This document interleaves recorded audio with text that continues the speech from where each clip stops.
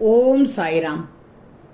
என் அன்பு குழந்தையே, நீதியோடும் நேர்மையோடும் நியாயமாகவும் வாழ்பவனுடைய வாழ்க்கையை வெட்டிவிடலாம் என்று துடிப்பவர்களுக்கு கத்திரிக்கோல் எல்லாம் வேண்டாம், காரணங்கள் மட்டும் போதும். உறுதியான மனுஷங்களுக்கு தோல்வி என எதுவுமே இல்லை.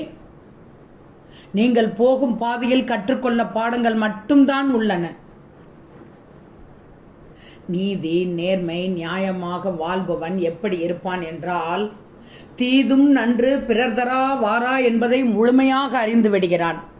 உலகத்தை மாற்ற முடியாது, தன்னை மட்டுமே மாற்றிக்கொள்ள முடியும் என்பதை அறிந்து கொள்கிறான். தன்வினை தன்னை சுடும் என்பதை அறிந்து கொள்கிறான்.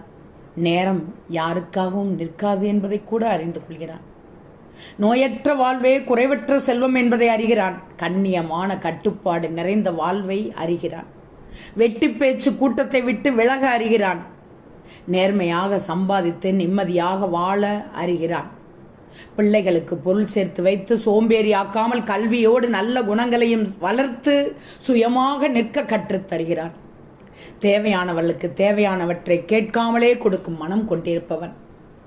சிரிப்பை இயல்பாக்கிக் கொள்ளுங்கள். மனதில் கவலைகள் இருந்தாலும் அகம் போல முகமும் அழகு பெறும்.